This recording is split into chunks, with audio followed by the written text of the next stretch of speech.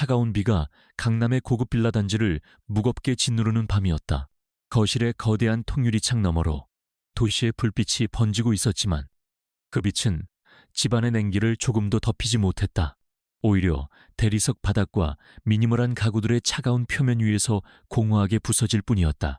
강민혁은 방 안을 초조하게 서성였다. 그의 잘 다듬어진 구두가 대리석 바닥에 부딪히는 소리만이 유일하게 정적을 깨고 있었다. 그의 아내 서유진은 소파 한쪽에 조용히 앉아 있었다. 그녀는 값비싼 실크 블라우스와 스커트를 입고 있었지만 마치 그 옷의 주인이 아닌 것처럼 어색해 보였다. 그녀의 시선은 바닥의 한 점에 고정되어 있었고 두 손은 무릎 위에서 얌전히 포개져 있었다.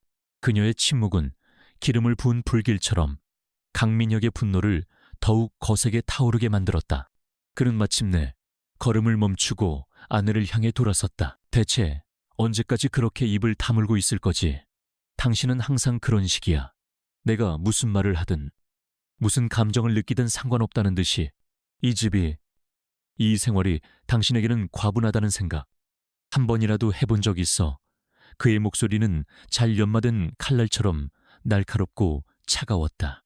그는 자신이 이룬 성공과 부를 상징하는 이 공간에서 그녀의 존재가 유일한 오점이라고 느끼고 있었다. 서유진은 천천히 고개를 들었다. 그녀의 눈은 텅 비어있는 것처럼 보였지만 그 깊은 곳에서는 미세한 파문이 일고 있었다.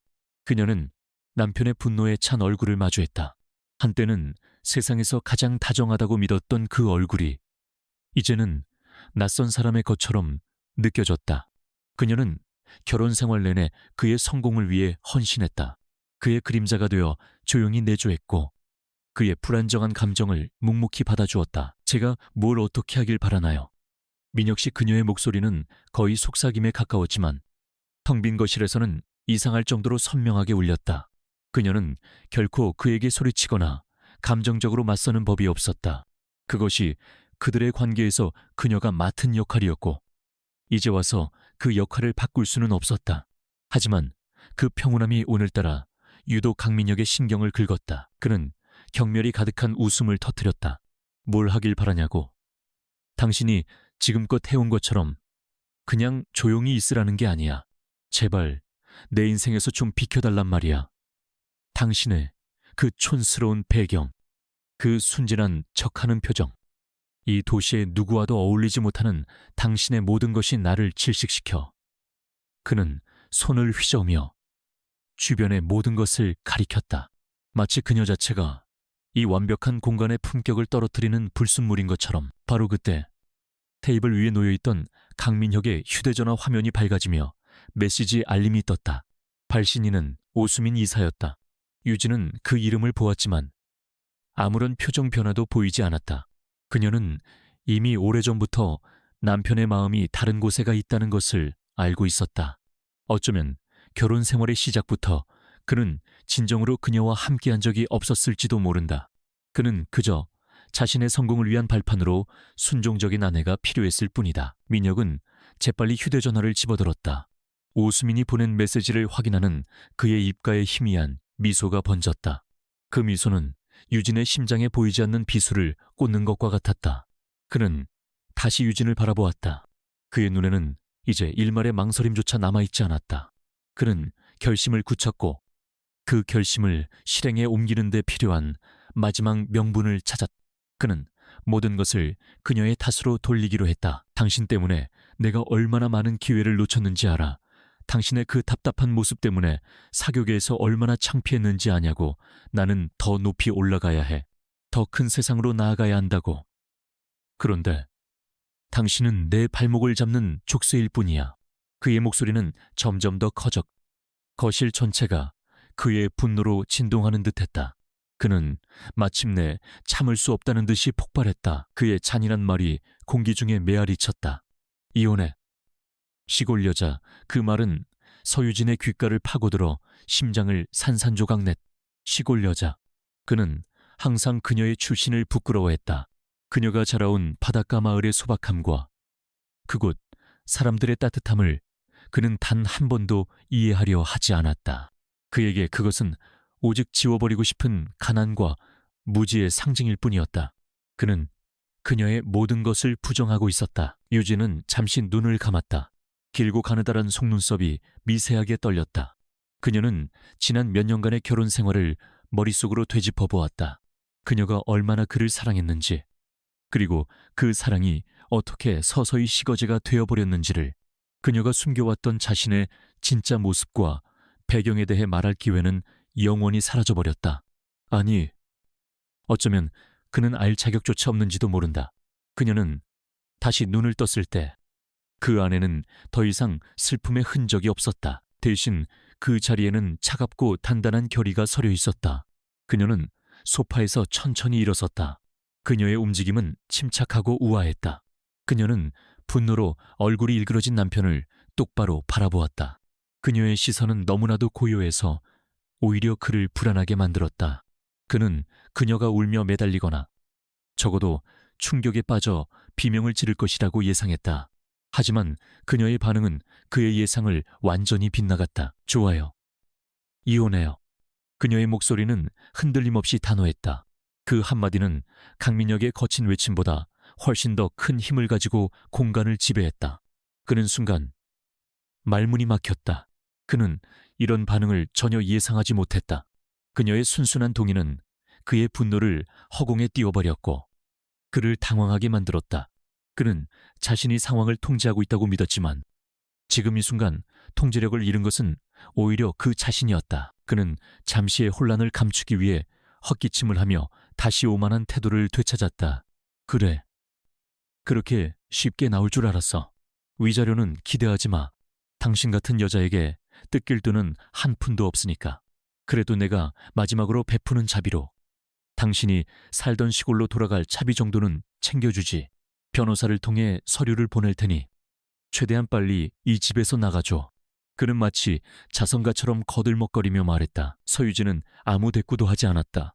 그녀는 그를 지나쳐 침실로 향했다. 그녀의 발걸음은 조용했지만 단호했다. 침실은 온통 그의 취향으로 가득 차 있었다. 그녀가 좋아했던 소박한 나무가구나.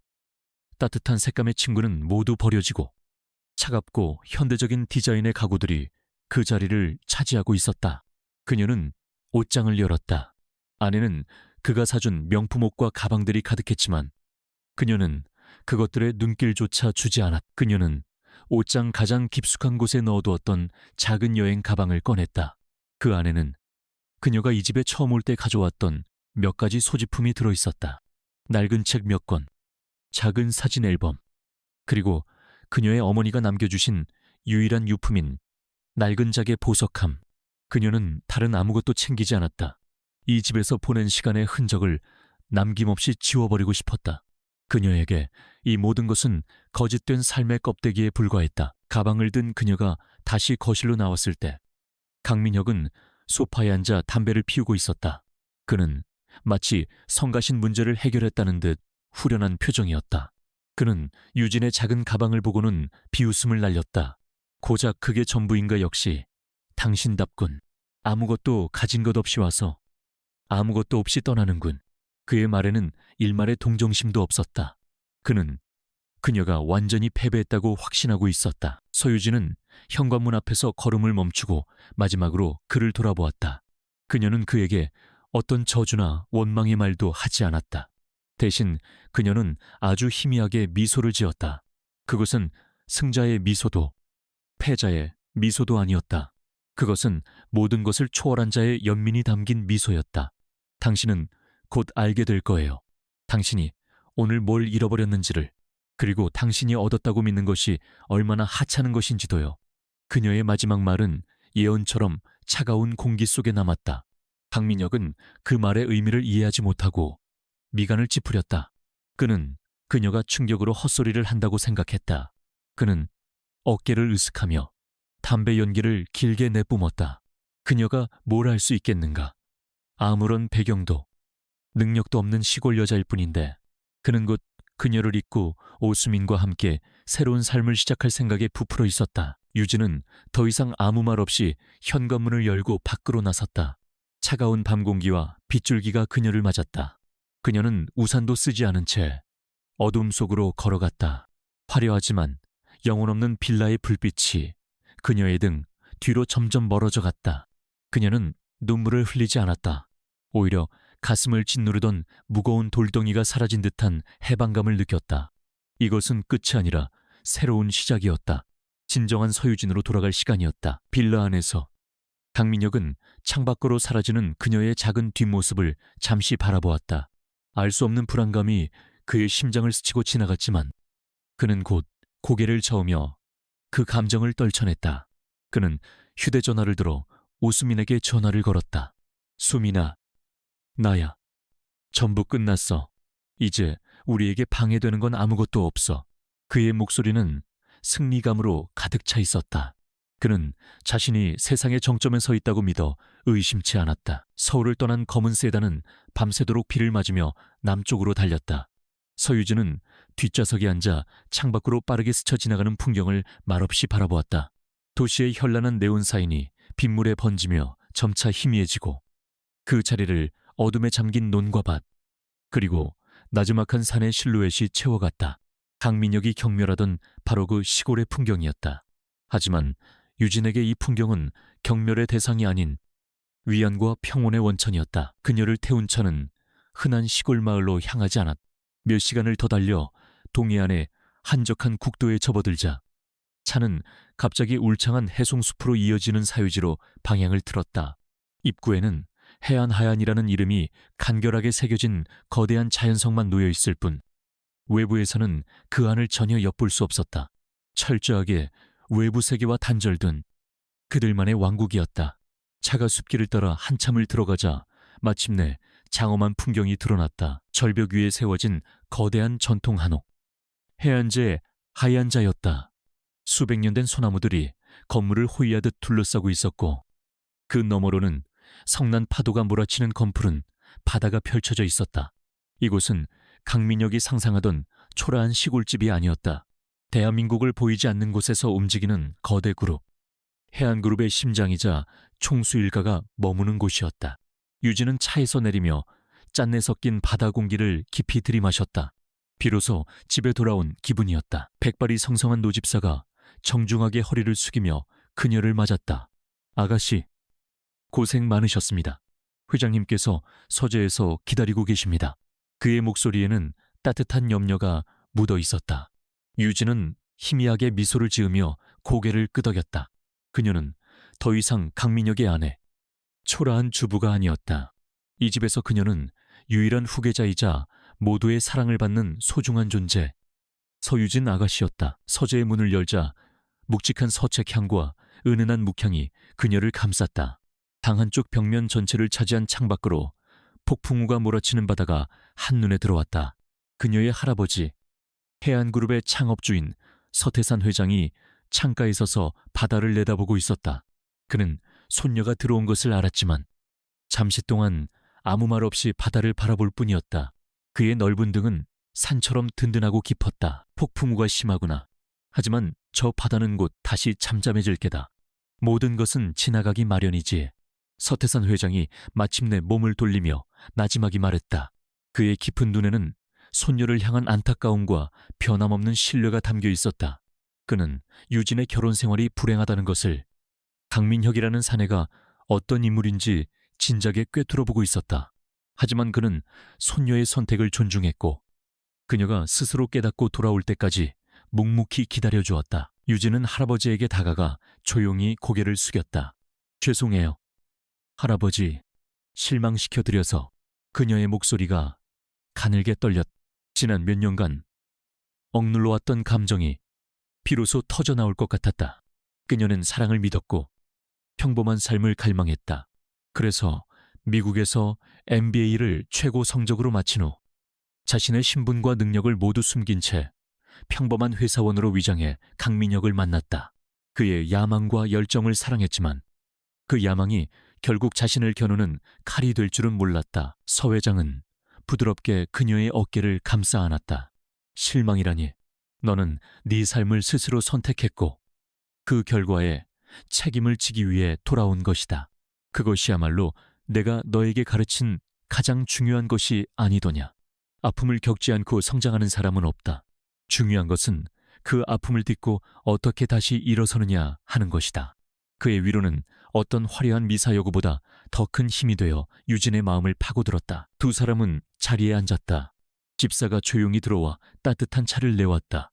유진은 할아버지에게 지난밤 있었던 일을 담담하게 털어놓았다. 강민혁의 폭언, 그의 경멸, 그리고 이혼 요구까지. 그녀는 눈물을 보이지 않았다. 슬픔은 이미 서울의 그 차가운 빌라에 모두 두고 온 뒤였다. 지금 그녀의 마음을 채우고 있는 것은 슬픔이 아닌 차갑게 타오르는 분노와 결이었다. 이야기를 다 들은 서 회장은 잠시 눈을 감고 생각에 잠겼다. 그의 침묵은 무거웠다. 그가 다시 눈을 떴을 때 그의 눈빛은 부드러운 할아버지의 것이 아닌 수많은 전쟁터를 승리로 이끈 노련한 지휘관의 것으로 변해 있었다. 강민혁, 그 아이는 제 그릇의 크기를 모르는구나. 작은 성공에 취해 자신이 이룬 것이 오롯이 자신의 힘 덕분이라고 착각하고 있어. 그의 회사는 최근 몇 년간 급격히 성장했어요. 하지만 그 기반은 매우 불안정해요. 과도한 차입금, 위험성이 큰 프로젝트 수주, 그리고 정관계에 뿌린 뇌물들. 작은 충격에도 쉽게 무너질 수 있는 모래성과 같아요. 유진이 냉철하게 분석했다. 그녀가 강민혁의 아내로 사는 동안에도 그녀의 날카로운 분석력과 통찰력은 잠들어 있지 않았다. 그녀는 은성건설의 모든 재무제표와 사업계획서를 꿰뚫어 보고 있었다. 서 회장은 만족스러운 듯 고개를 끄덕였다. 그래서 어떻게 하고 싶으냐?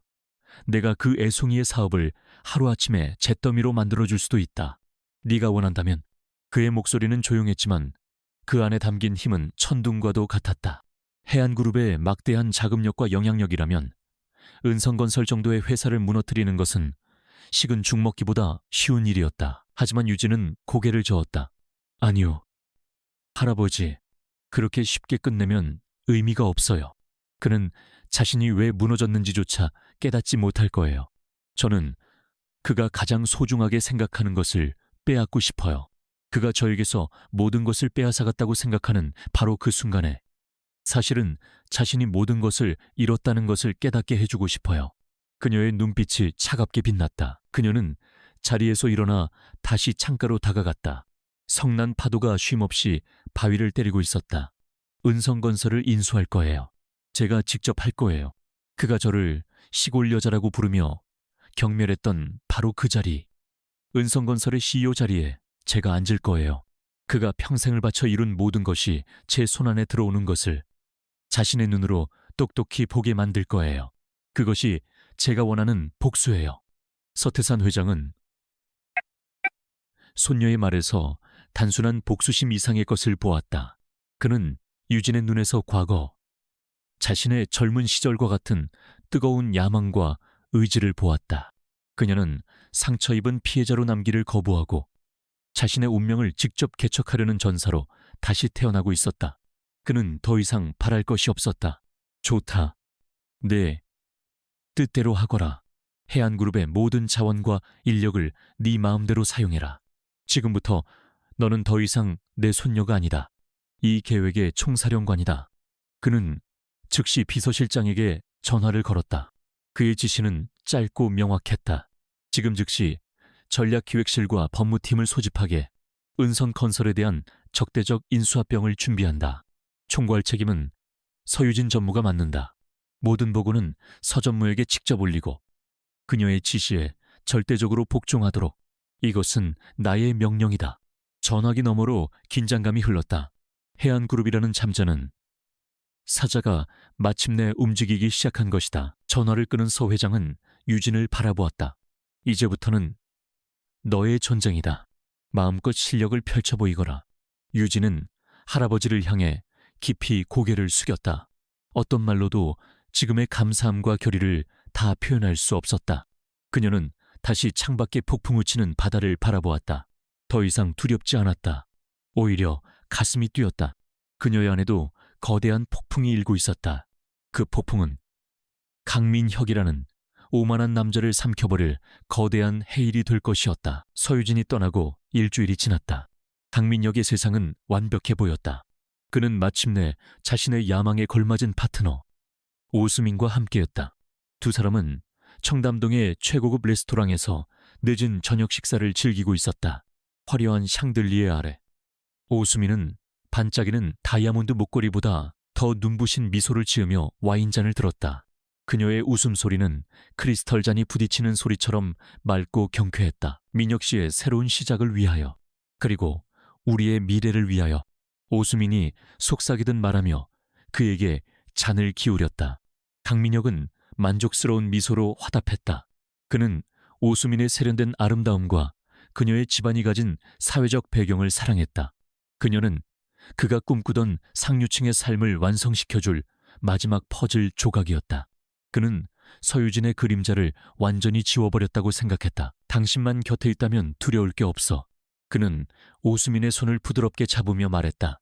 그의 머릿속은 온통 장밋빛 미래로 가득했다.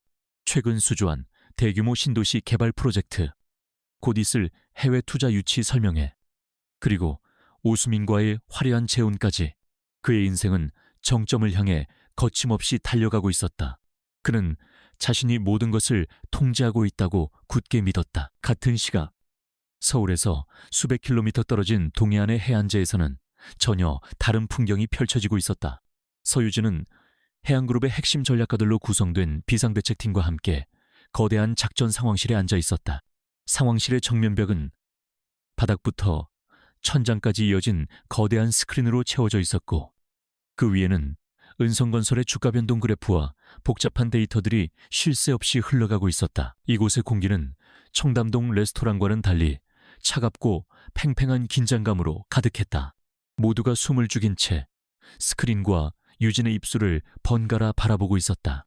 그녀는 더 이상 순종적인 아내가 아니었다. 잘 재단된 검은색 정장을 입은 그녀는 예리한 눈빛으로 데이터를 분석하며 지시를 내리는 냉철한 지휘관이었다. 3번 페이퍼 컴퍼니. 목표: 수량 도달 즉시 매입 중단. 4번과 5번은 15분 간격으로 교차 매입 개시. 시장이 우리의 움직임을 눈치채게 해선 안 됩니다. 그녀의 목소리는 조용했지만 절대적인 권위를 담고 있었다. 처음에는 회장의 소녀라는 이유로 반신반의하던 베테랑 전략가들도 이제는 그녀의 통찰력과 결단력에 완전히 압도당해 있었다.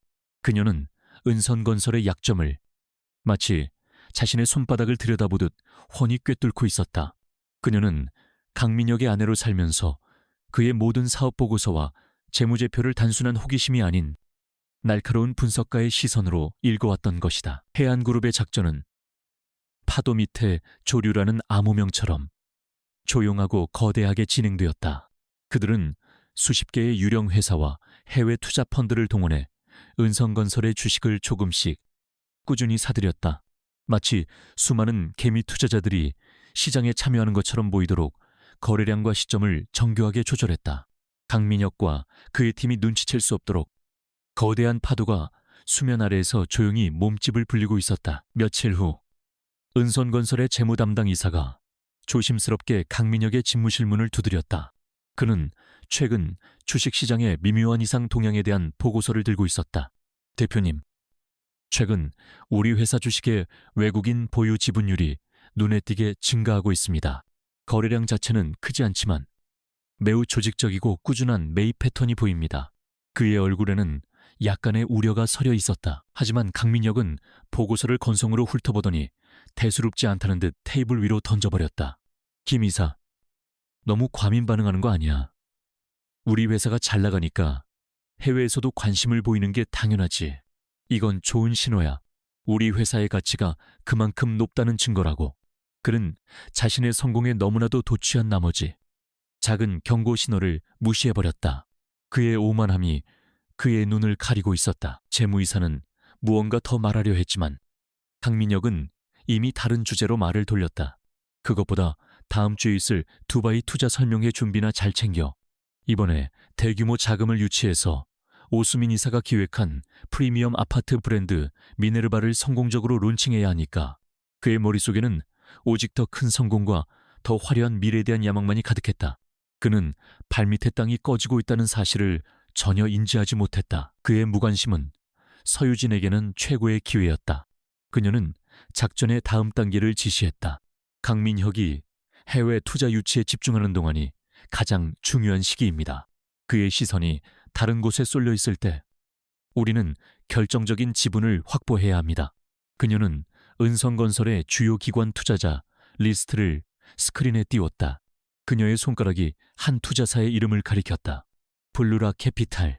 그들은 은성건설의 2대 주주였다. 블루라 캐피탈은 최근 강민혁 대표의 공격적인 경영 방식에 불만을 품고 있습니다.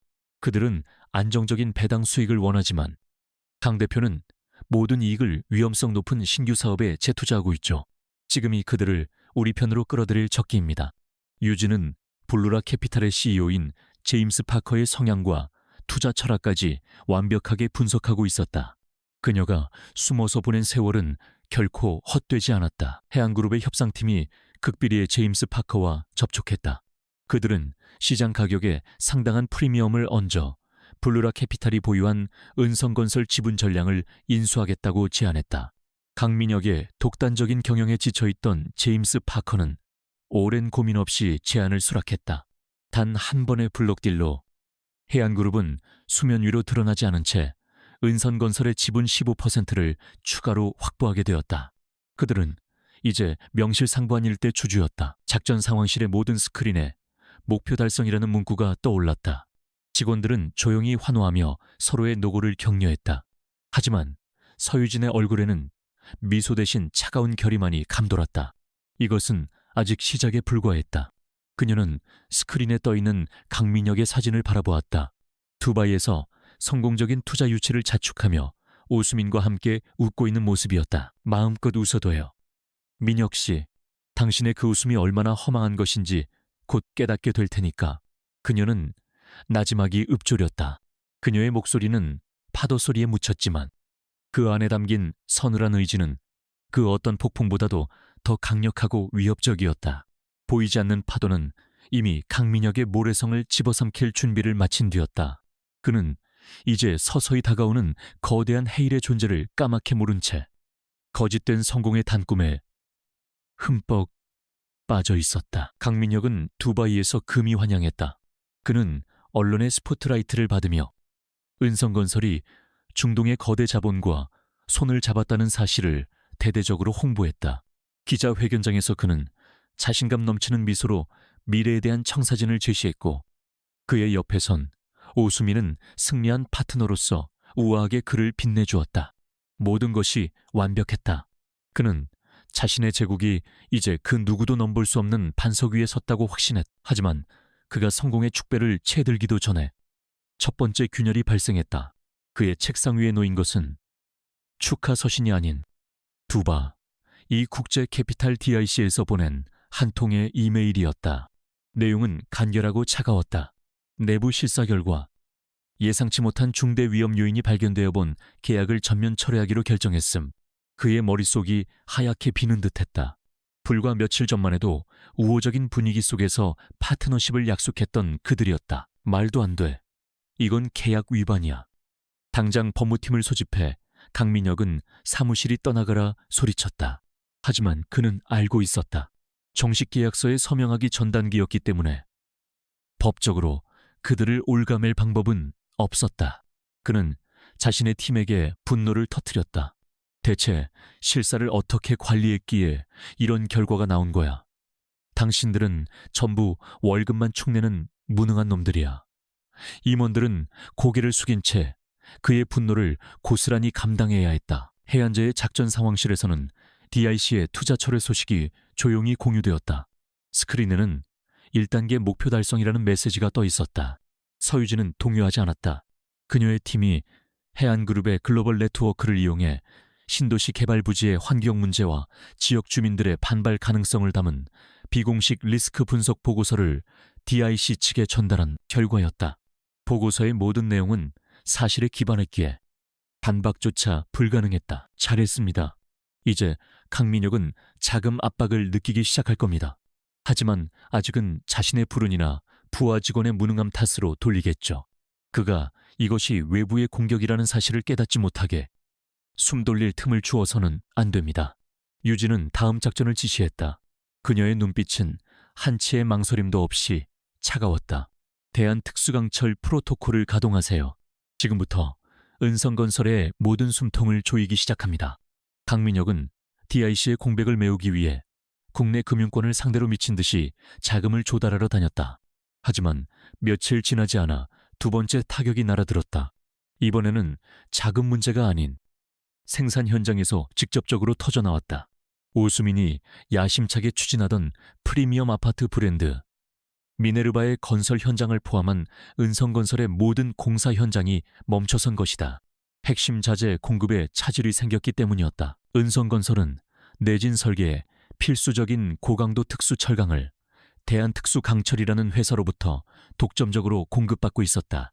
그런데 바로 그 대한특수강철에서 갑작스럽게 원자재 가격 폭등 및 생산 설비 문제를 이유로 납품가를 2배로 인상하고 납기일을 무기한 연기하겠다고 통보해왔다. 이는 사형 선고나 다름없었다. 대체할 업체를 찾는 것은 불가능했고 공사 지연에 따른 위약금은 눈덩이처럼 불어날 것이 뻔했다. 이 개자식들이 미쳤나. 강민혁은 전화기 너머에 대한특수강철 담당자에게 온갖 욕설을 퍼부었다. 하지만 담당자는 기계적인 목소리로 회사의 방침이라 어쩔 수 없다는 말만 되풀이할 뿐이었다. 강민혁은 전화를 끊고 책상에 모든 것을 쓸어버렸다. 그의 완벽했던 제국에 금이 가기 시작했다.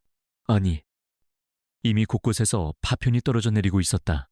그는 이제 단순한 불운이 아니라는 것을 직감하기 시작했다. 압박감은 오수민과의 관계에도 영향을 미쳤다.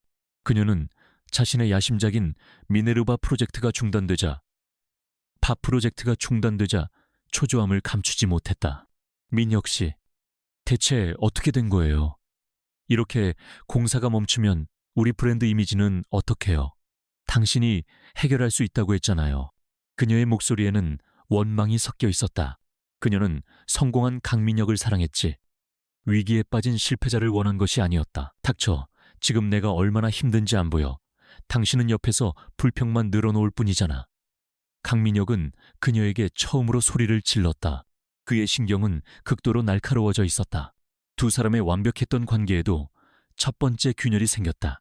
위기가 닥치자 그들의 관계가 얼마나 표면적인 신뢰 위에 세워져 있었는지가 명확하게 드러났다.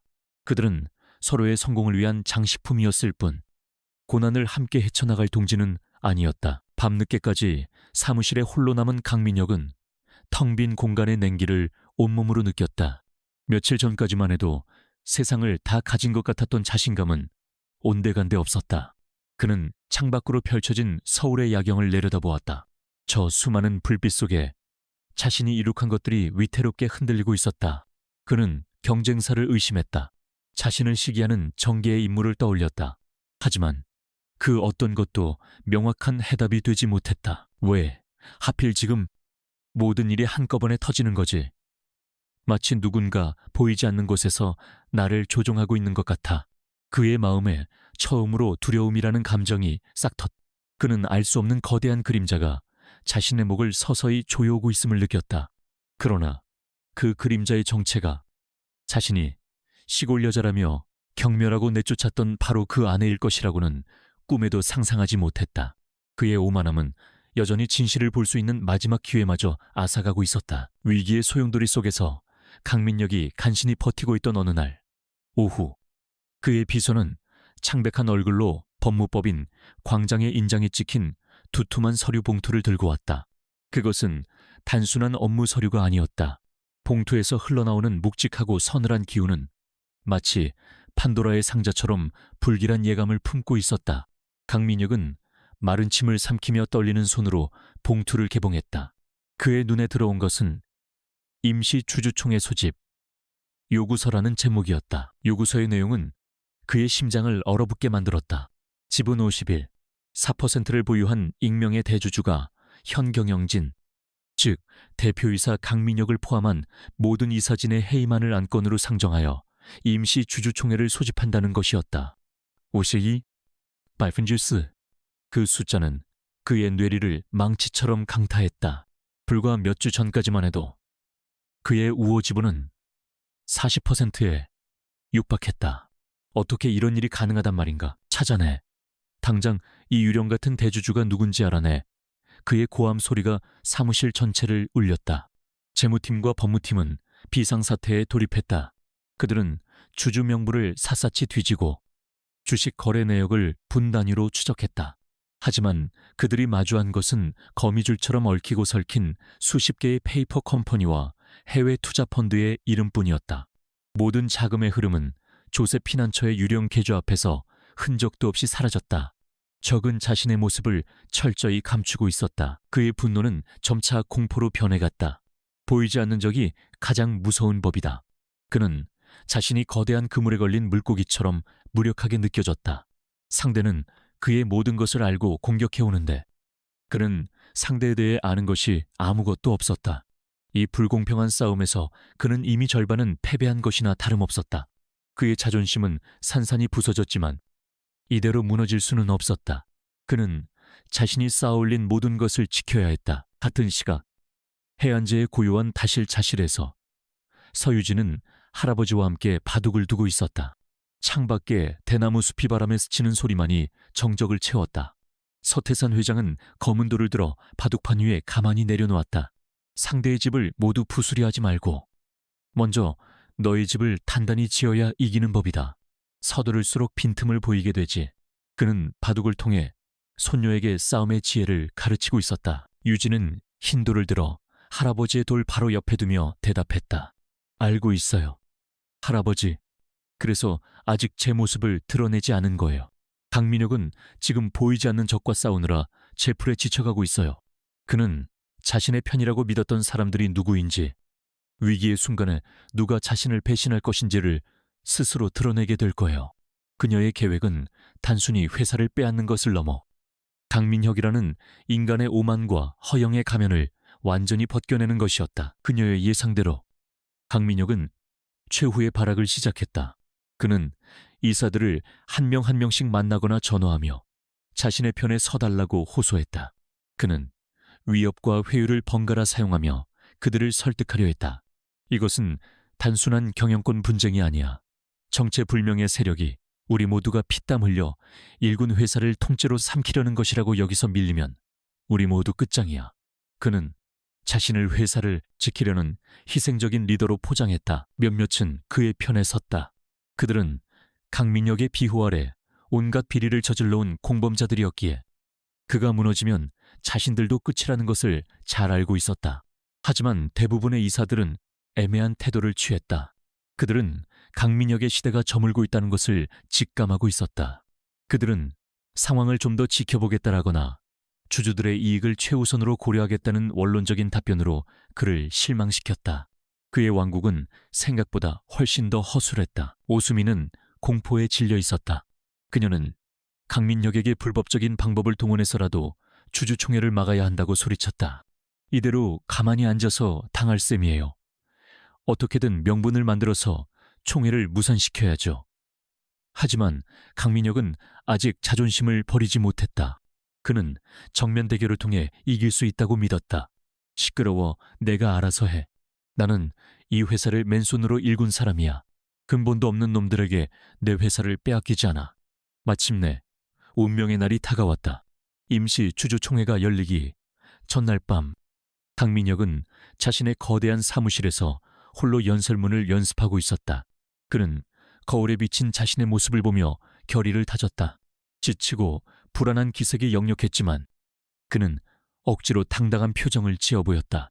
그는 주주들을 설득하고 위임장을 모아준 우호 세력을 동원하면 충분히 승산이 있다고 스스로를 세뇌했다. 존경하는 주주 여러분, 저는 은성건설의 창업주이자 여러분의 충실한 동반자 강민혁입니다. 그는 비장한 목소리로 연설을 시작했다. 그는 자신의 성공 신화를 읊으며 감정에 호소했고 정체불명의 대주주를 회사의 미래를 위협하는 기업 사냥꾼으로 매도했다. 그의 연설은 논리적이고 호소력이 있었지만 그는 가장 중요한 사실 한 가지를 모르고 있었다. 바로 그의 운명을 결정지을 상대가 누구인지 말이다. 연습을 마친 그는 텅 빈 의자들을 둘러보았다. 내일이면 저 의자들이 자신을 심판할 주주들로 가득 찰 것이다. 그는 말은 입술을 죽였다. 지난 며칠간 그를 짓눌러온 극심한 스트레스와 불안감이 다시 엄습했다. 하지만 그는 이를 악물었다. 나는 절대 지지 않아. 내일 내 눈앞에 나타나는 놈이 누구든 내가 직접 박살내주겠어. 그는 마지막 남은 오만함을 연료 삼아 결전의 아침을 기다렸다. 그 오만함이 그를 파멸로 이끌 마지막 함정이 될 것이라는 사실을 까맣게 모른 채 은성건설 본사 30층 대회의실, 거대한 마호간이 테이블 주위로 긴장된 침묵이 흘렀다. 창밖으로는 강민혁이 이룩한 제국, 서울의 마천루들이 내려다 보였지만 오늘따라 그 풍경은 위태로워 보였다. 이사들은 굳은 얼굴로 자리를 지켰고 강민혁의 편에 선 측근들조차 불안한 기색을 감추지 못했다. 그들은 지금 보이지 않는 적의 처분을 기다리는 죄수와도 같았다. 강민혁은 테이블 상석, 자신의 지정석에 앉아 있었다. 그는 애써 태연한 표정을 지었지만 바짝 마른 입술과 미세하게 떨리는 손끝이 그의 초조함을 드러내고 있었다. 그는 밤새 준비한 연설 원고를 만지작거렸다. 그는 이 회의를 단순한 해임 투표가 아닌 자신의 리더십을 재확인하고 정체불명의 적을 향해 선전포고를 하는 무대로 만들 작정이었다. 그는 아직도 자신이 이길 수 있다고 믿고 싶었다. 회의 시작을 알리는 의사봉 소리가 울리자 강민혁은 자리에서 일어났. 존경하는 이사 및 주주 여러분, 오늘 우리는 회사의 명운이 걸린 중요한 자리에 모였습니다. 최근 우리 회사를 향한 적대적인 세력의 공격이 있었습니다. 하지만 저는 여러분과 함께 이 위기를 극복하고 은성건설을 더욱 위대한 기업으로 만들 자신이 있습니다. 그의 목소리는 카랑카랑했지만 어딘가 공허하게 들렸다. 그의 연설이 끝나자 회의를 주관하던 중립이사가 안건을 상정했다. 그럼 지금부터 의안 번호 1호 대표이사 강민혁의 이사진 전원해임의 건에 대한 논의를 시작하겠습니다. 안건을 발의한 대주주 측 대표께서 입장하시겠습니다. 모든 이의 시선이 회의실에 육중한 이중문으로 쏠렸다. 강민혁은 주먹을 꽉 쥐었다. 마침내 그 유령 같은 적의 모습을 드러내는 순간이었다. 문이 천천히 소리 없이 열렸다. 가장 먼저 들어온 것은 법무법인 광장의 변호사들이었다. 그들의 날카로운 눈빛과 딱딱한 표정은 앞으로 벌어질 일이 결코 평화롭지 않을 것임을 예고했다. 그 뒤를 따라 해안그룹의 핵심 임원 몇몇이 모습을 드러냈다. 재계의 이름이 알려진 그들의 등장은 회의실에 작은 술렁임을 일으켰다. 강민혁은 미간을 찌푸렸다. 해안그룹, 그들이 왜? 그리고 마침내 모든 사람들의 시선을 한 몸에 받으며 한 여인이 들어섰다. 그녀는 우아한 실루엣의 짙은 네이비색 정장을 입고 있었다. 단정하게 빗어 넘긴 머리와 절제된 화장은 그녀의 지적인 아름다움을 더욱 돋보이게 했다. 그녀의 발걸음은 조용했지만 그녀가 내뿜는 기운은 회의실 전체의 공기를 압도했다. 그녀는 그 어떤 말도 없이 그저 존재하는 것만으로도 자신의 권위를 증명하고 있었다. 강민혁은 그 여인을 보는 순간 온몸의 피가 차갑게 식는 것을 느꼈다. 그의 뇌는 눈앞의 광경을 이해하기를 거부했다.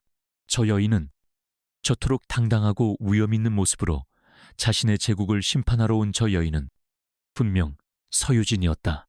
그가 촌스럽다고 경멸하고 무능하다고 무시하며 헌신짝처럼 내버렸던 그의 아내.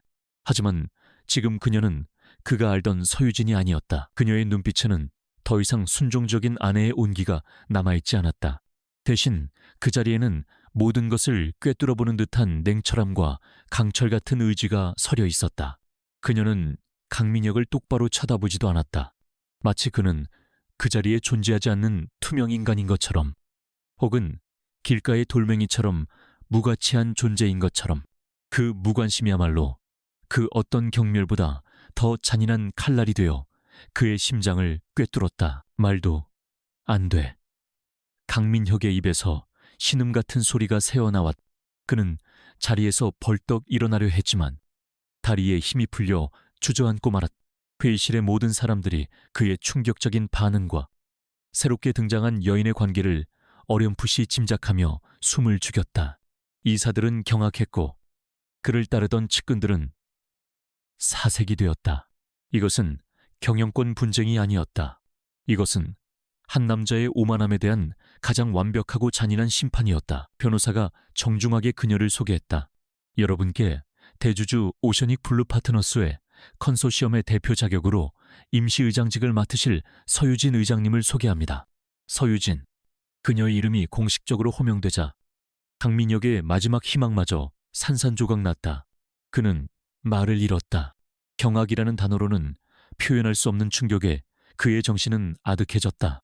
그는 지금 자신이 꿈을 꾸고 있는 것인지 현실인지 분간할 수 없었다. 서유진은 조금의 망설임도 없이 테이블 상석, 바로 강민혁의 자리로 걸어갔다. 그녀가 다가오자 강민혁은 마치 자석에 같은 극처럼 무의식적으로 의자를 뒤로 물렸다. 그녀는 그가 비워낸 자리에 앉았다. 그가 평생을 바쳐 지켜온 왕좌가 너무나도 손쉽게 주인을 바꾼 순간이었다. 그녀는 여전히 그에게 눈길 한번 주지 않은 채 회의실 전체를 천천히 둘러보았다. 그리고 마침내 입을 열었다. 그녀의 목소리는 차분했지만 회의실의 모든 소음을 잠재울 만큼 강력한 힘을 가지고 있었다. 안녕하십니까. 주주 여러분, 서유진입니다. 불필요한 시간, 낭비는 생략하고 바로 본 안건에 대한 표결을 진행하도록 하겠습니다. 그녀의 말은 사적인 감정이 완전히 배제된 지극히 사무적인 언어였다. 그녀는 강민혁을 전남편이 아닌 단지 무능한 경영자로 취급하고 있었다. 그 순간 강민혁은 깨달았다. 이것이 그녀가 말한 복수라는 것을, 자신을 파산시키거나 사회적으로 매장하는 것보다 훨씬 더 잔인한 복수, 자신이 평생을 바쳐 이룬 모든 것을 눈앞에서 빼앗기고 그 과정을 무력하게 지켜보게 만드는 것, 그를 경멸했던 시골 여자의 발 아래 무릎 꿇게 만드는 것. 그는 저항할 힘도 변명할 단어도 찾을 수 없었다. 그의 세상은 소리 없이 무너져 내리고 있었다. 표결은 압도적이었다. 강민혁이 지난 몇 년간 심어놓은 측근들조차 서유진의 등장과 그녀 뒤에선 해안그룹이라는 거대한 실체를 확인하자마자 등을 돌렸다. 그들은 살기 위해 주인을 버린 사냥개들처럼 앞다투어 해임 안에 찬성표를 던졌다. 강민혁의 시대는 그렇게 허무하고 소리 소문 없이 막을 내렸다.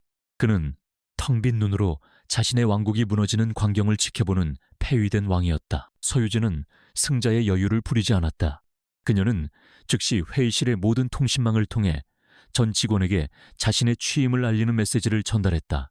그녀의 목소리는 차분했지만 흔들림 없는 힘을 담고 있었다. 은성건설 임직원 여러분, 오늘부로 제가 회사의 새로운 대표이사 겸 이사회 의장을 맡게 된 서유진입니다. 과거의 혼란은 모두 잊고 이제는 미래를 향해 나아갈 때입니다. 투명한 경영과 합리적인 보상을 약속합니다. 여러분의 자리에서 묵묵히 최선을 다해 주시기 바랍니다. 그녀의 메시지는 짧았지만 불안에 떨던 직원들의 마음을 안정시키는 데는 충분했다. 그녀는 과거를 문책하기보다 미래를 제시했고 혼란을 야기하기보다 안정을 약속했다. 그것이 바로 위기를 맞은 조직의 리더가 보여줘야 할 첫 번째 덕목이었다. 이어서 그녀는 첫 번째 인사를 단행했다. 오수민 이사를 포함한 강민혁의 핵심 측근 몇몇은 그 자리에서 즉시 해임 통보를 받았다. 한치의 망설임도 없는 냉혹한 결단이었다. 모두의 관심은 이제 강민혁의 거취에 쏠렸다. 그가 어떻게 쫓겨날 것인가? 보안 요원들에게 끌려나가는 수모를 당할 것인가? 하지만 서유진의 결정은 모두의 예상을 뛰어넘었다. 그녀는 멍하니 앉아있는 강민혁을 향해 처음으로 입을 열었다. 강민혁 씨는 오늘부로 대표이사직에서 해임됩니다. 하지만 그동안의 공로를 감안하여 전략혁신팀 고문이라는 직책을 새로 부여하겠습니다. 전략혁신팀 고문, 그럴싸한 직함이었지만 실상은 아무런 권한도 부하 직원도 예산도 없는 허울뿐인 자리였다. 그녀는 그를 해고하지 않았다. 대신 그의 손발을 모두 묶은 채 그가 만든 회사가 어떻게 변해가는지를 똑똑히 지켜보게 만드는 훨씬 더 잔인한 형벌을 내린 것이다. 그녀는 비서를 시켜 그를 30층 대표 이사실에서 15층의 작은 유리방으로 옮기도록 지시했다. 모든 직원이 그의 몰락한 모습을 훤히 볼 수 있는 감옥이었다. 그 직후 해안그룹에서 파견된 특별감사팀이 본사에 들이닥쳤다. 그들은 마치 유령 부대처럼 조용하고 신속하게 움직였다. 그들은 회사의 모든 회계장부, 계약서, 법인카드 사용 내역, 심지어 서버의 데이터까지 압수했다. 감사팀의 등장은 강민혁의 비호 아래 부정을 저질러 온 이들에게 사형 선고나 다름없었다. 회사 전체에 보이지 않는 공포와 긴장감이 감돌기 시작했다. 그 혼란의 중심에서 서유진은 침착하게 회사를 정상화시키기 시작했다. 그녀가 가장 먼저 한 일은 대한특수강철에 전화를 거는 것이었다. 그녀는 자신을 해안그룹의 서유진 전무라고 밝힌 뒤 은성건설에 대한 자재 공급을 즉시 재개하라고 지시했다.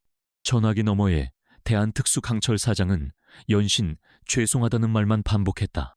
1시간도 채 지나지 않아 멈춰섰던 모든 건설 현장이 다시 활기를 띠기 시작했다. 이어서 그녀는 각 부서장들과의 회의를 소집했다. 그녀는 보고를 받기보다 질문을 던졌다. 그녀의 질문은 너무나도 날카롭고 핵심을 꿰뚫고 있어서 부서장들은 진땀을 흘리며 대답해야 했다. 그녀는 단 며칠 만에 회사의 모든 문제점과 잠재력을 파악했다. 그녀는 강민혁 시절 능력은 있지만 줄이 없어 밀려났던 실무자들을 과감하게 등용했다. 회사는 서서히 하지만 확실하게 안정을 되찾아가고 있었다. 강민혁은 자신의 작은 유리 감옥 안에서 이 모든 것을 무력하게 지켜보았다. 자신이 몇 주간 해결하지 못해 쩔쩔맸던 문제들을 그녀가 단 며칠 만에 해결하는 것을 보아야 했다.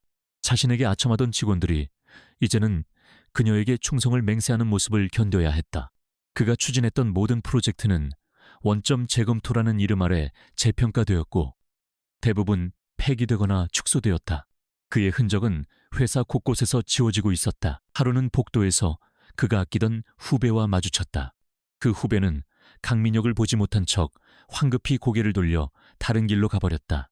한때는 그의 말 한마디에 벌벌 떨던 직원들이 이제는 그를 투명인간 취급했다. 그에게 남은 것은 아무것도 없었다. 권력도, 명예도, 사람도. 이 유리 감옥 안에서 그는 철저히 고립되었다. 서유진은 그에게 육체적인 고통 대신 인간으로서 견딜 수 있는 가장 큰 고통인 존재의 소멸을 선물한 것이다. 어느 날 밤 야근을 하던 서유진은 자신의 집무실 창밖으로 서울의 야경을 내려다보았다. 강민혁이 늘 앉아서 세상을 다 가진 듯한 표정을 짓던 바로 그 자리였다. 하지만 그녀의 마음은 복수의 쾌감보다 오히려 차분하게 가라앉아 있었다. 그녀의 싸움은 아직 끝나지 않았다. 감사팀의 칼날은 이제 막 강민혁의 가장 깊은 치부를 향해 파고들기 시작하고 있었다. 그녀는 그가 자신의 죄의 대가를 완전히 치를 때까지 결코 멈추지 않을 생각이었다. 유리 감옥에 갇힌 강민혁의 시간은 굴욕과 무력감으로 채워졌다. 그는 매일같이 자신이 이룩했던 모든 것이 해체되고 재구성되는 과정을 강제로 지켜봐야 했다. 그의 오만함은 절망으로, 분노는 도끼로 변해갔다. 이대로 모든 것을 빼앗긴 채 쓰러져 갈 수는 없었다. 그는 쥐구멍에 몰린 쥐처럼 마지막 발악을 준비하기 시작했다. 그의 유일한 동맹은 그와 함께 몰락한 오수민뿐이었다. 두 사람은 다른 사람들의 눈을 피해 허름한 호텔바에서 만났다. 화려했던 과거와는 어울리지 않는 초라한 장소였다. 오수민은 분노와 불안으로 얼굴이 반쪽이 되어 있었다. 이대로 끝낼 수는 없어요. 서유진 그 여자가 내 모든 걸 망가뜨렸어. 우리 집안에서 나를 어떻게 보는지 알아요. 실패자. 웃음거리라고 그녀는 더 이상 우아한 상류층 여성이 아니었다. 모든 것을 잃은 자의 악의만이 가득했다. 강민영 역시 마찬가지였다. 나도 알아. 하지만 지금 우리에겐 힘이 없어. 그의 목소리는 패배감에 젖어 있었다. 그러나 오수미는 포기하지 않았다. 힘이 없으면 만들면 되죠. 서유진을 끌어내릴 방법은 얼마든지 있어요. 그 여자가 아무리 대단한 배경을 가졌어도 결국은 여자야. 추문에 약할 수밖에 없다고. 그녀의 눈이 독사처럼 번뜩였다. 두 사람은 절망의 끝에서 가장 추악한 음모를 꾸미기 시작했다. 그들의 첫 번째 공격은 언론을 통해 시작되었다. 오수미는 과거 인맥을 총동원하여 몇몇 인터넷 언론사와 접촉했다. 곧 은성건설 적대적 MA의 추악한 진실이라는 제목의 기사들이 쏟아져 나오기 시작했다. 기사의 내용은 교묘하게 사실과 거짓을 뒤섞어 놓았다. 해안그룹을 불법적인 자금으로 성장한 의혹투성이 기업으로 묘사했고 서유진을 개인적인 원한으로 회사를 망가뜨리는 복수심에 불타는 악녀로 그렸다. 기사들은 삽시간에 퍼져나가며 여론을 자극했다. 은성건설의 주가는 소폭 하락했고 회사 내부는 뒤숭숭한 분위기에 휩싸였다. 강민혁과 오수미는 자신들의 공격이 효과가 있다고 믿었다. 그들은 서유진이 이 추문 앞에서 당황하고 무너져 내릴 것이라고 기대했다. 하지만 서유진의 반응은 그들의 예상을 완전히 벗어났다. 그녀는 폭풍의 눈처럼 고요했다. 대응하지 마세요. 진실은 소란스러운 곳에 있지 않습니다. 서유진은 홍보팀에 단호하게 지시했다. 그녀의 팀은 억지로 해명하거나 반박 기사를 내는 대신 묵묵히 회사를 정상화시키는 데 집중했다. 그리고 며칠 후 은성건설이 서유진 대표 취임 이후 첫 대규모 공공사업을 수주했다는 공식 보도자료를 배포했다. 긍정적이고 확실한 성과 앞에서 악의적인 추문은 힘을 잃고 서서히 잦아들었다. 첫 번째 공격이 실패하자 강민혁은 더욱 초조해졌다. 그는 더 위험하고 돌이킬 수 없는 두 번째 계획을 실행에 옮겼다. 바로 산업 스파이 행위였다. 그는 은성건설의 오랜 경쟁사인 태강건설의 부사장과 비밀리에 접촉했다. 그는 서유진이 심혈을 기울여 준비하고 있는 스마트시티 건설 프로젝트에 입찰 정보를 통째로 넘겨주는 대가로 거액의 현금과 해외 도피 자금을 요구했다. 이 정보만 있으면 태강건설이 무조건 이기는 싸움입니다. 대신 제가 안전하게 떠날 수 있도록 도와주셔야 합니다. 그는 자신의 영혼을 악마에게 팔아넘기고 있었다. 그는 이것이 서유진에게 치명타를 입힐 수 있는 유일한 방법이라고 생각했다. 회사의 가장 중요한 프로젝트를 경쟁사에게 빼앗긴다면 CEO로서 그녀의 명성과 리더십은 바닥으로 추락할 것이 분명했다. 그는 으슥한 지하 주차장에서 태강건설 부사장에게 입찰 정보가 담긴 USB를 건넸다. 그는 마침내 반격의 칼을 손에 쥐었다고 생각하며 희열을 느꼈다. 하지만 그가 몰랐던 사실이 있었다. 그가 절망 속에서 몸부림치는 모든 순간이 서유진의 손바닥 안에서 벌어지고 있다는 것을 서유진은 그가 대표 이사직에서 해임된 첫날부터 해안그룹에 특수보안팀을 붙여 그의 모든 것을 감시하고 있었다. 그녀는 강민혁이라는 인간이 어떤 종류의 인물인지 너무나도 잘 알고 있었다. 그가 궁지에 몰리면 반드시 비열한 수단을 쓸 것이라고 예상했다. 오수민과의 접촉, 언론사와의 거래, 그리고 태강건설과의 음모까지 모든 것이 그녀의 시나리오대로 움직이고 있었다. 강민혁이 태강건설에 넘긴 USB 안의 데이터는 사실 서유진의 팀이 일부러 만든 가짜 정보였다. 진짜처럼 보이지만 결정적인 부분에서 오류를 포함한 경쟁사를 함정에 빠뜨리기 위한 미끼였다. 그리고 그들의 만남이 이루어진 지하주차장의 모든 기둥에는 초소형 고성능 카메라와 녹음 장치가 설치되어 있었다. 강민혁이 돈을 받고 정보를 넘기는 모든 과정은 선명한 영상과 음성으로 기록되고 있었다. 그는 자신이 서유진을 향해 덫을 놓고 있다고 생각했지만 사실은 스스로가 거대한 덫의 중심으로 걸어들어가고 있는 셈이었다. 그의 절망적인 반격은 그의 파멸을 재촉하는 자충수가 될 뿐이었다. 해안저의 작전 상황실. 거대한 스크린, 강민혁과 태강건설 부사장의 모습이 실시간으로 상영되고 있었다. 서유진은 아무런 표정 없이 그 광경을 지켜보고 있었다. 보안팀장이 그녀에게 다가와 보고했다. 의장님, 완벽한 증거를 확보했습니다. 지금 즉시 경찰에 넘길까요? 유진은 천천히 고개를 저었다. 아니요, 아직 때가 아닙니다. 그녀의 시선은 스크린 속 돈 봉투를 받고 비열하게 웃는 전 남편의 얼굴에 고정되었다. 감사팀의 최종 보고서가 나올 때까지 기다리세요. 그의 모든 죄를 한 번에 가장 밝은 곳에서 만천하에 공개할 겁니다. 그가 다시는 제기할 수 없도록 그의 사회적 존재 자체를 완전히 지워버릴 겁니다. 그녀의 목소리는 얼음장처럼 차가웠다. 그녀의 복수는 이제 마지막 장을 향해 치닫고 있었다. 강민혁은 아무것도 모른 채 자신의 무덤을 스스로 판 대가를 치를 순간을 향해 한 걸음 더 다가서고 있었다. 시간이 흘러 은성건설 내부에 감돌던 불안과 공포는 서서히 걷히고 새로운 질서에 대한 기대감으로 바뀌어가고 있었다. 서유진의 리더십 아래 회사는 놀라운 속도로 안정을 되찾았다. 중단되었던 공사 현장은 다시 활기를 띠었고 위태롭던 자금 흐름은 해안그룹의 지원 아래 튼튼하게 재편되었다. 그녀는 마치 숙련된 외과 의사처럼 강민혁이 남긴 골마 터진 상처들을 하나씩 정확하게 도려내고 있었다. 그리고 마침내 특별 감사팀의 활동이 종료되었다. 수십 명의 회계사와 변호사들이 몇 주간 밤낮 없이 매달린 결과물은 수천 페이지에 달하는 보고서로 완성되었다. 그 안에는 지난 몇 년간 은선건설이라는 화려한 성 안에서 벌어진 모든 추악한 비밀들이 낱낱이 기록되어 있었다. 강민혁의 시대가 얼마나 부패와 거짓으로 얼룩져 있었는지를 증명하는 명백한 증거였다. 서유진은 즉시 대규모 기자회견을 소집했다.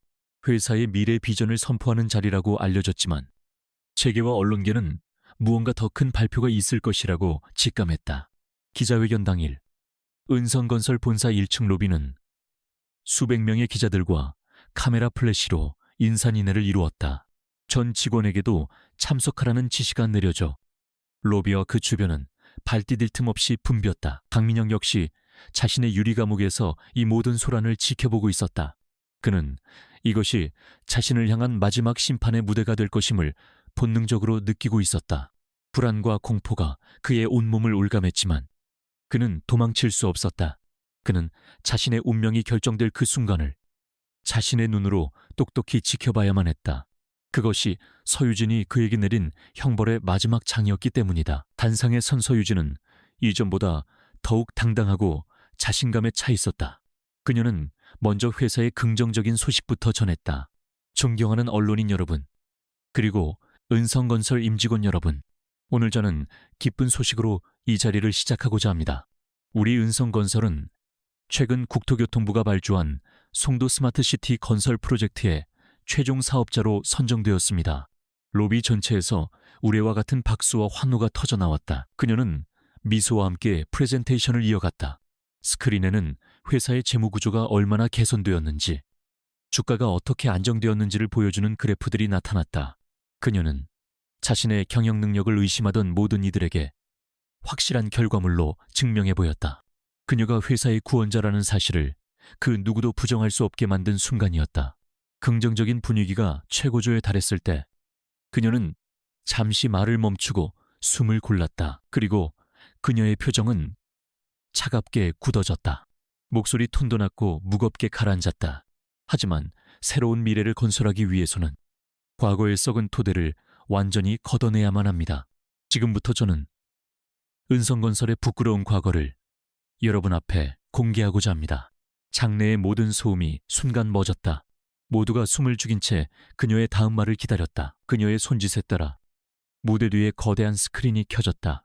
화면에 처음 나타난 것은 감사 보고서의 요약본이었다. 강민혁의 이름 아래 횡령, 배임, 분식회계, 내부자, 거래 등 수많은 범죄 혐의들이 붉은 글씨로 나열되었다. 그가 법인카드로 오수민에게 사준 명품 가방 목록, 유령 회사를 통해 빼돌린 비자금의 흐름도, 조작된 계약서의 이미지 파일까지 모든 증거는 너무나도 명백해서 변명의 여지가 없었다. 기자들의 카메라 플래시가 미친 듯이 터져나왔고 직원들은 경악과 배신감에 휩싸여 웅성거렸다. 강민혁은 자신의 자리에서 벌떡 일어났다. 거짓말 저건 전부 조작이야. 저 여자가 나를 모함하는 거라고 그는 미친 사람처럼 소리쳤지만 그의 외침은 수많은 사람들의 소음 속에 힘없이 묻혀버렸다. 아무도 그의 말을 믿어주지 않았다. 그리고 서유진은 그의 숨통을 끊을 마지막 비수를 꺼내들었다. 전임 대표이사의 부도덕함은 여기서 그치지 않았습니다. 그는 자신의 사적인 이익을 위해 회사를 팔아넘기는 배신 행위도 서슴지 않았습니다. 그녀의 말이 끝나자마자 스크린에는 강민혁이 지하 주차장에서 태강건설 부사장에게 돈을 받고 기밀 정보가 담긴 USB를 넘기는 영상이 재생되기 시작했다. 선명한 고화질 영상과 음성은 그의 모든 변명을 불가능하게 만들었다. 영상 속에서 돈을 세며 비열하게 웃는 자신의 모습을 강민혁은 망연자실한 표정으로 바라보았다. 그의 세계는 완전히 붕괴했다. 그가 평생을 바쳐 쌓아올린 성공이라는 탑이, 그의 명예와 자존심이라는 껍데기가 한순간에 먼지처럼 부서져 내렸다. 그는 이제 사회적으로 완전히 사망선고를 받은 것이나 다름없었다. 바로 그 순간 기자회견장의 뒷문이 열리며 검은 정장을 입은 서울중앙지검 특수부 소속 검사와 수사관들이 들어섰. 그들은 소란스러운 군중을 뚫고 망연히 서 있는 강민혁을 향해 망설임 없이 다가왔다. 강민혁 씨, 특정 경제범죄, 가중처벌법상 횡령 및 배임, 부정경쟁방지법 위반 등의 혐의로 당신을 체포합니다. 당신은 변호사를 선임할 수 있으며 수사관이 그의 손에 차가운 수갑을 채웠다. 강민혁은 아무런 저항도 하지 못했다. 그는 넋이 나간 사람처럼 수사관들에게 이끌려 로비를 가로질러 나갔다. 수많은 카메라 플래시가 그의 초라하고 비참한 마지막 모습을 담기 위해 터져나왔다.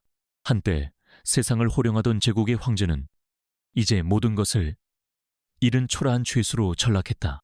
단상 위에서 서유진은 이 모든 광경을 얼음처럼 차가운 눈으로 끝까지 지켜보고 있었다. 그녀의 복수는 마침내 완성되었다. 그로부터 몇 달의 시간이 흘렀다. 강민혁의 이름은 사람들의 기억 속에서 서서히 잊혀져 갔다. 대한민국을 떠들썩하게 했던 은성건설 게이트의 주범인 그는 재판 내내 자신의 혐의를 부인하며 서유진을 향한 비난을 멈추지 않았다. 하지만 그가 내뱉는 말들은 더 이상 그 어떤 힘도 갖지 못했다.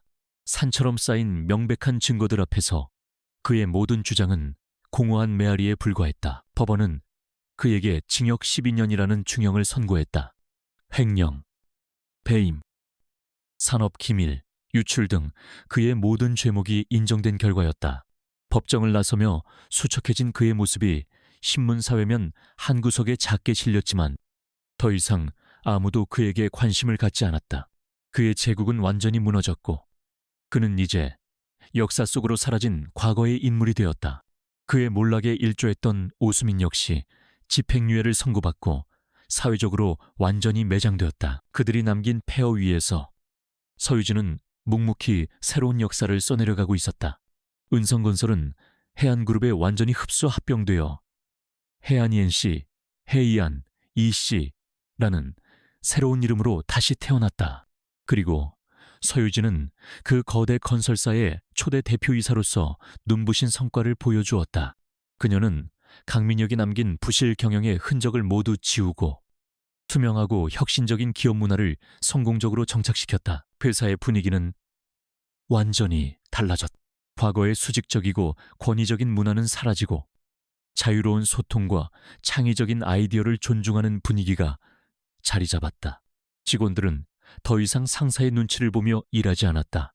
그들은 자신의 능력을 마음껏 펼치며 회사에 대한 자부심을 느끼기 시작했다.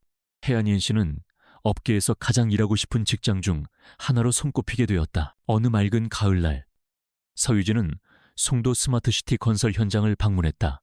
안전모를 쓴 그녀는 젊은 현장 소장의 브리핑을 들으며 고개를 끄덕였다. 기존의 공법에 얽매이지 않고 새로운 기술을 도입하려는 시도가 아주 좋습니다. 안전 문제를 최우선으로 고려하되 현장의 창의성을 최대한 존중해 주십시오. 그녀의 격려에 젊은 직원들의 얼굴에 화색이 돌았다. 그녀는 권위로 사람을 다스리는 것이 아니라 신뢰로 사람을 움직이는 리더였다. 현장에서 돌아온 그녀의 책상 위에는 교도소에서 온 편지 한 통이 놓여 있었다. 발신인은 강민혁이었다. 그녀는 잠시 망설이다가 편지를 뜯었다. 편지 안에는 자기 연민과 변명, 그리고 뒤늦은 후회로 가득한 글자들이 빼곡히 적혀 있었다. 그는 자신이 어리석었다고, 그녀의 진정한 가치를 알아보지 못했다고 용서를 구하고 있었다. 하지만 그의 글 어디에서도 자신의 죄에 대한 진정한 참회는 찾아볼 수 없었다. 서유진은 편지를 끝까지 읽지 않았다. 그녀는 편지를 조용히 반으로 접어 서류 파쇄기 안으로 밀어넣었다. 윙하는 소리와 함께 그의 과거가 잘게 조각나 사라졌다. 그녀의 마음속에는 더 이상 그에 대한 원망이나 분노, 심지어 연민조차 남아있지 않았다. 그는 이제 그녀의 인생에 아무런 영향을 미치지 못하는 그저 희미한 과거의 흔적일 뿐이었다. 그녀는 이미 너무나도 멀리 나아가고 있었다. 며칠 후 할아버지인 서태산 회장이 예고 없이 그녀의 사무실을 찾아왔다. 그는 몰라보게 성장한 손녀의 모습을 대견한 눈으로 바라보았다. 이제는 내가 너에게 경영을 배워야 할 것 같구나. 네가 혜안이엔 씨를 이끄는 것을 보니 내 마음이 아주 든든하다. 그의 칭찬에 유진은 쑥스러운 미소를 지었다. 그녀에게 할아버지는 언제나 가장 큰 힘이 되어주는 존재였다. 두 사람은 차를 마시며 담소를 나누었다. 서 회장은 조심스럽게 해안그룹 전체의 경영권을 물려받을 의향이 있는지 물었다. 그것은 대한민국 재계의 정점에 서는 것을 의미하는 엄청난 제안이었다. 하지만 유진은 잠시 생각하더니 고개를 저었다. 아니요. 할아버지, 저는 아직 이곳에서 할 일이 많아요. 물려받는 것이 아니라 제 손으로 직접 더 큰 세상을 만들어 보고 싶어요. 그녀의 눈은 자신감과 희망으로 빛나고 있었다. 할아버지가 돌아간 후 유진은 홀로 사무실에 남아 창밖을 바라보았다. 어느덧 해가 지고 서울의 거리에 하나둘씩 불이 켜지기 시작했다. 한때 강민혁의 욕망이 투영되었던 이 풍경은 이제 그녀에게 새로운 가능성과 기회의 땅으로 보였다. 그녀는 더 이상 누군가의 아내도 숨겨진 상속녀도 아니었다. 그녀는 자신의 힘으로 자신의 왕국을 건설한 진정한 주인이었다. 그녀는 복수를 위해 이 모든 것을 시작했다. 하지만 그 과정 속에서 그녀는 복수보다 훨씬 더 소중한 것을 얻었다. 바로 자기 자신을 되찾은 것이다. 그녀는 시골 여자라는 굴레를 벗어던지고 서유진이라는 이름 석자를 세상에 당당히 증명해 보였다. 그녀의 마음은 놀라울 정도로 평온했다. 긴 폭풍우가 지나간 뒤에 고요한 바다처럼 이제 그녀의 앞에는 상처와 아픔이 아닌 눈부신 내일의 태양이 떠오르고 있었다.